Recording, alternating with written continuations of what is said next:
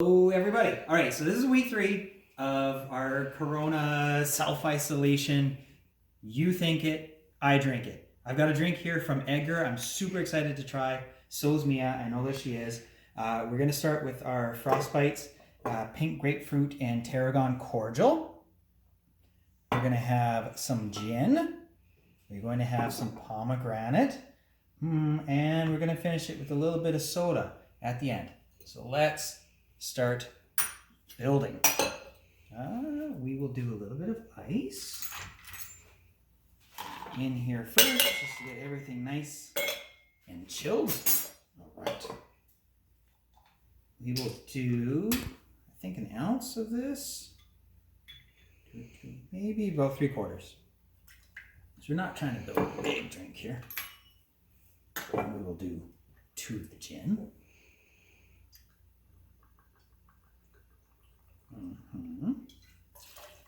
And then I think we can just eyeball the pomegranate, right?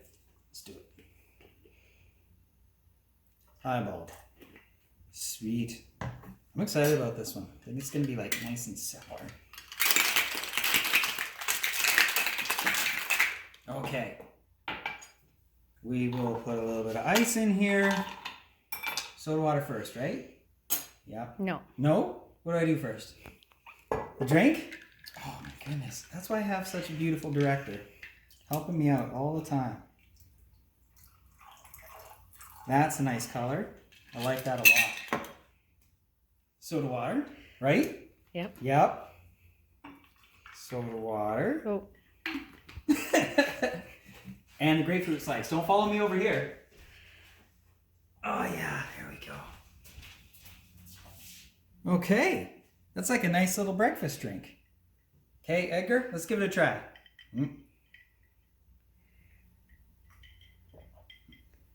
Oh yeah, that's a nice one. That's nice and subtle. Give it a try. Just so that does spell. Refreshing. Awesome. Edgar, thank you so much. You thunk it, I drunk it. By the way, this one, nice and subtle. Great flavor, good balance of sweetness and sourness. It's just a nice drink to drink. So again, thank you, Edgar. Okay, next drink. This one is for Tony. Tony asked for milk, gin, powdered sugar. Sounds a little bit weird, but milk and gin used to be like a really, really popular thing in Britain. Thank you, Internet. Because they didn't have soda water. So like milk and gin always went together. So I had my doubts. I did try this one on my own, and it's actually slowly turning into one of my favorite drinks. So we're gonna try this one out. What we're gonna do, we will start with some ice in the glass.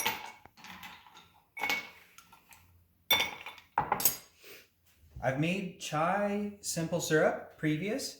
This drink is traditionally served with something like nutmeg or cinnamon. We've got both in here along with some cardamom, lots of black tea. So it's a really nice simple syrup.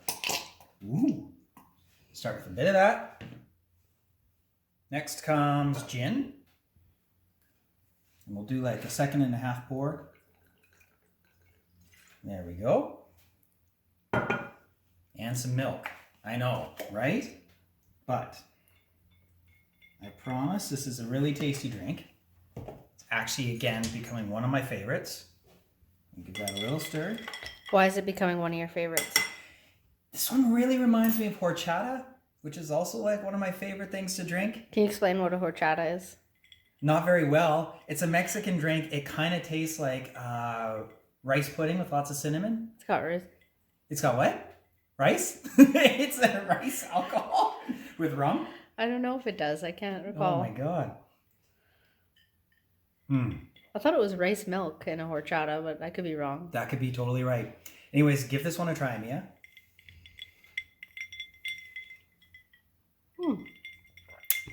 That's tasty. Right? It's not awful at all. Yeah. So anyways, Tony, this is a really inspirational drink. It makes me super happy to drink it. It's kind of this would be called a gin milk smash. I don't know what it's called with the chai simple syrup, but Tony, thank you so much. You thunk it, I drunk it, and I loved it. Thank you. We got our third drink of the evening. This one is from Cara. Kara's doing 1 part Disaronno, which is a Italian almond liqueur, 2 parts bourbon, which is bourbon, and 1 part Almduddler. This is an Austrian concentrate with apple, pear, and herbs. It's kind of like the unofficial like mix of Austria, which is where my family is from, hence the tattoo. That and some pomegranate. So we're going to assemble inside the shaker.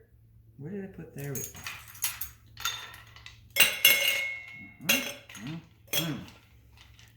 All right, 1 part Disaronno.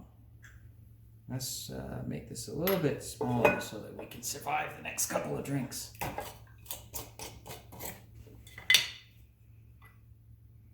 Disaronno. Okay. Our bourbon, 2 parts.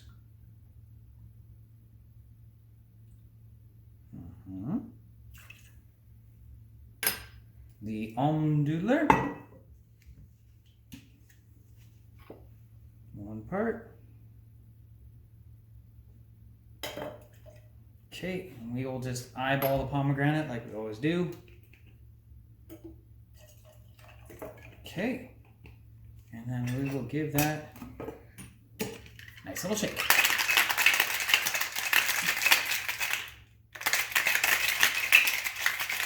Good? All right. Ice in the glass. Drink in there. Got a nice little bit of color from the pomegranate. Thin it out with a little bit of sparkling water. All right, let's give this one a try, Kara.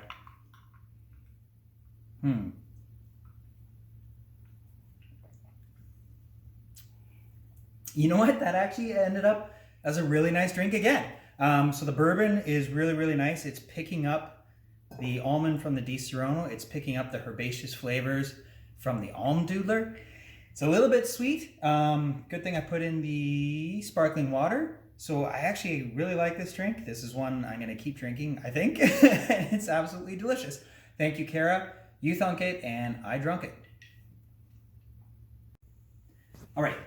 Here we are, drink number 4 of the evening. This one is one from Cam. Cam has asked for the pink grapefruit and tarragon cordial. Again, this one's from Frostbites, one of my favorites out of Squamish.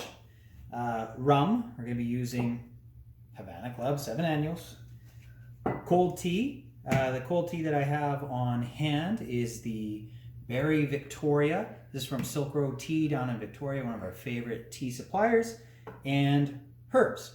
We've got some sweet basil on hand, so we're going to use that. I'm going to build this one in the glass, just cuz. So we'll start with our ice. We will do our cordial. This one I think we're just going to eyeball the whole time. Nice little bit of the cordial in there. Again, pink grapefruit and tarragon. Love it. The rum. Let's go. 2, 3. Looks good. We will do our tea. Just fill that up. This is unsweetened tea, by the way. That's how I prefer my iced tea. And our herbs. All right. Why do you do that? Just to wake it up a little bit. Get the scent around the glass. All right, this is kind of like a mint julep, not really. Let's give it a try.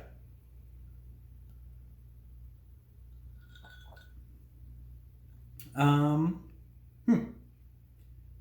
think in that one I'd build in a little bit more acidity.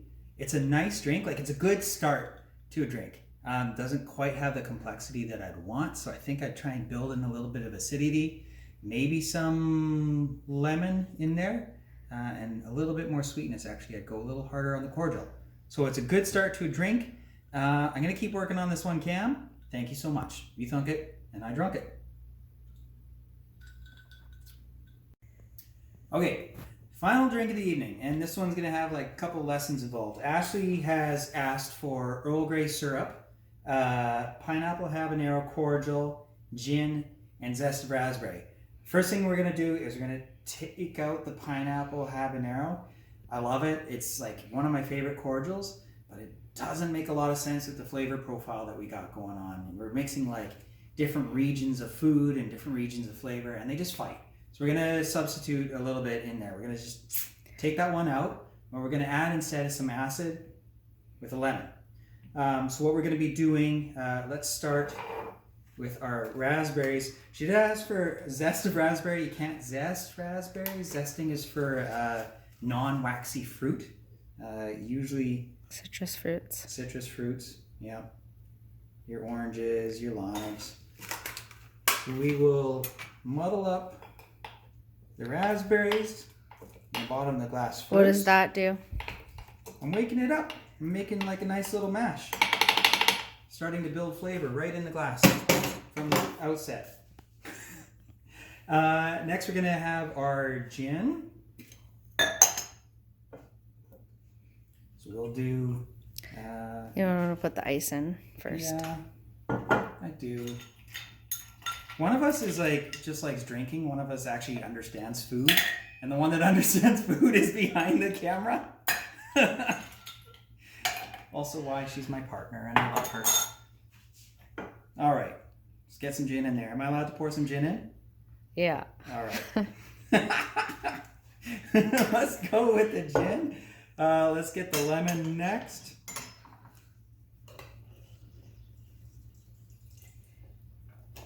Sweet. And the Earl Grey simple syrup. Simple syrups are really, really easy. It's 1 part liquid, 1 part sugar. So if you're building like off of other flavors that are relatively dry, like putting in herbs or something like that, you don't have to add any liquid. But if you are doing it with like red wine, for example, you might want to do like 1 part red wine, 1 part water, 2 parts sugar, just to keep that sugar liquid ratio even. Anyways, this is Earl Grey. I made by steeping Earl Grey in it. And by the way, when you do a steeped simple syrup, you're gonna leave it in the pan after you finish boiling it for about 15 minutes before you drain it. Okay. That's everything.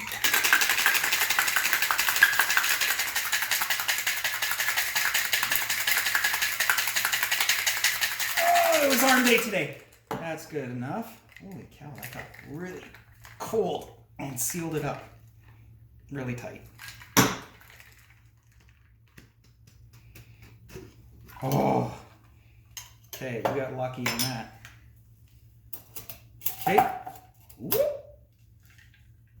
Let's get that in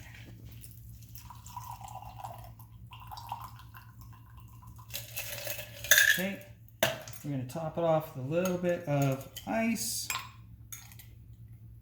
and our soda water, just to thin it out a little bit. Yep. And I'm gonna give this one a nice little mix.